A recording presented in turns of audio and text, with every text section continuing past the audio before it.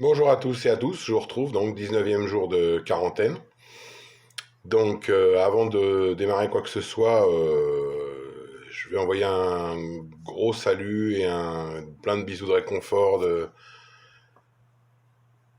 aux personnes de ma famille dont je sais qui sont déjà infectées. J'ai eu la nouvelle hier.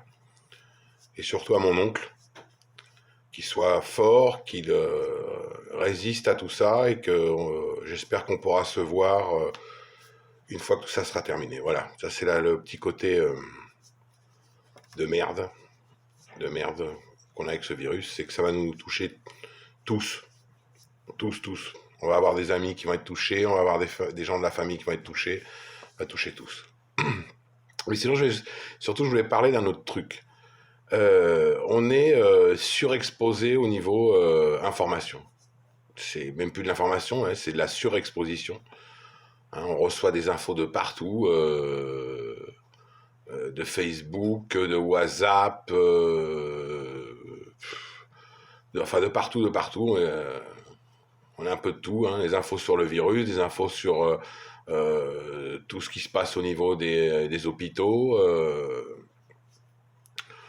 toutes les conneries que font nos politiques. Donc voilà, donc je sais pas s'il y a beaucoup de gens comme moi je suis une éponge. Mais je suis une éponge, pas que maintenant, je suis une éponge de toute la vie. J'absorbe tout, euh, je garde tout. Et là, moi, le problème, parce que encore si tu absorbes et qu'au bout d'un moment, tout ça, ça s'évacue, mais moi, ça s'évacue pas, ça reste. C'est comme ça. Hein. C'est pour ça que je me souviens beaucoup. À la différence de beaucoup de gens, j'ai des souvenirs jusqu'à ma toute petite enfance. Quand on dit qu'on n'a pas de mémoire, moi, je me souviens de trucs que j'ai vécu quand j'avais 3 ans. Donc même ma maman me dit mais comment tu peux te rappeler d'un truc pareil. Mais bon, c'est comme ça, je suis une éponge. Donc bien sûr, j'essaie de faire le tri. J'espère que vous le faites aussi. Entre ce qui peut être fake news ou pas fake news. Mais, mais le problème, c'est que même quand l'information elle est vraie au jour d'aujourd'hui, y a des gens qui sont là pour vous démanteler le truc et vous démontrer que c'est pipeau, quoi. Donc comment faire? Comment faire? J'en sais rien. Si vous avez, vous, une solution, dites-le moi. Moi, je vois, j'en ai pas. Ce qui est certain, c'est que je tente, tant bien que mal, de me vider la tête quelques heures par jour, en étant honnête, 2 3 heures par jour, et surtout de bien dormir. Parce que l'important, c'est ça, c'est d'essayer de garder un vrai sommeil. Donc dans mon cas, j'ai pas trop de problèmes. Et j'en ai jamais trop eu de problème, donc je vais au lit vers 3 heures du matin et je dors comme un bébé jusqu'à 9h30, 10 heures. Ma femme m'engueule, enfin m'engueule. Elle me secoue un peu, elle me dit oh, te rends compte, l'heure qu'il est, lève-toi. Et encore, quand je me lève, je vous dis pas, hein, je suis au radar pendant 1 heure. Effectivement, jusqu'à ce que j'ai le mauvais réflexe de prendre la télécommande du téléviseur, de donner au bouton et donc de, de mettre les infos. Et là, ça recommence. La machine se met en route. Donc voilà, donc ouais, c'est de surexposition. Mais enfin, en attendant, ce qui est sûr, c'est que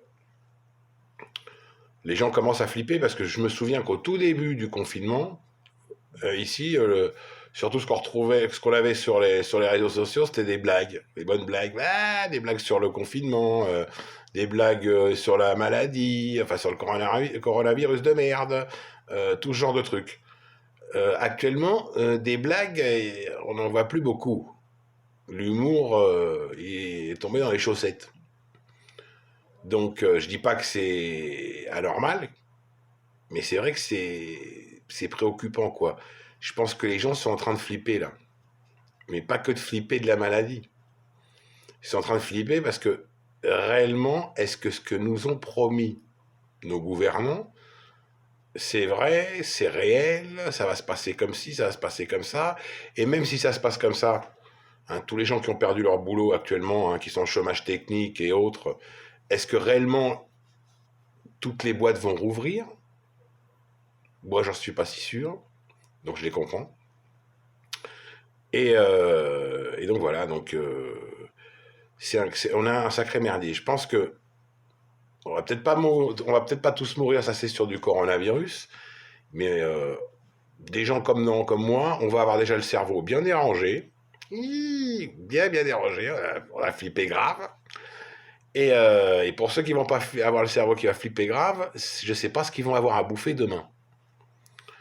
Donc voilà, aujourd'hui c'est pas un coup de gueule, c'est juste ouais, question un peu métaphysique ou philosophique, j'en sais rien. À vous de le dire, j'en sais rien. Que ce qui est de sûr, c'est ce que j'ai déjà mis, je l'ai mis comme phrase, mais c'est la vérité. Je crois qu'après ça, on va plus être pareil.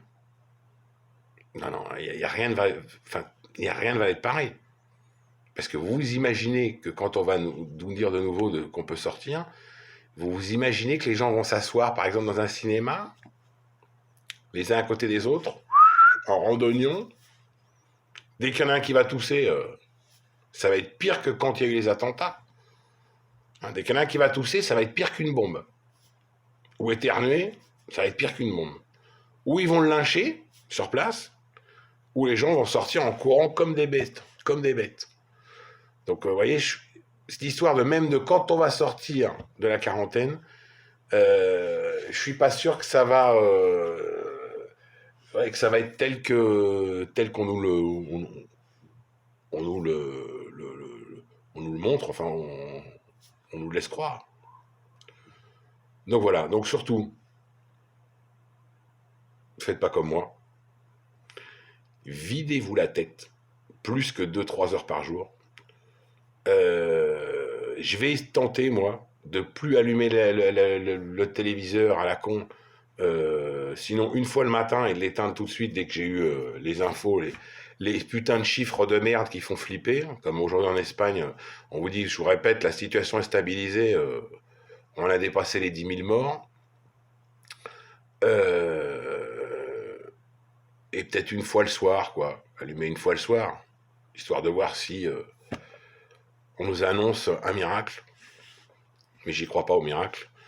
Donc voilà. Ah si, hier, à propos de quand j'ai parlé des religions, je tiens à rappeler à tout le monde que j'ai rien contre les gens qui croient en Dieu, quel que soit le Dieu.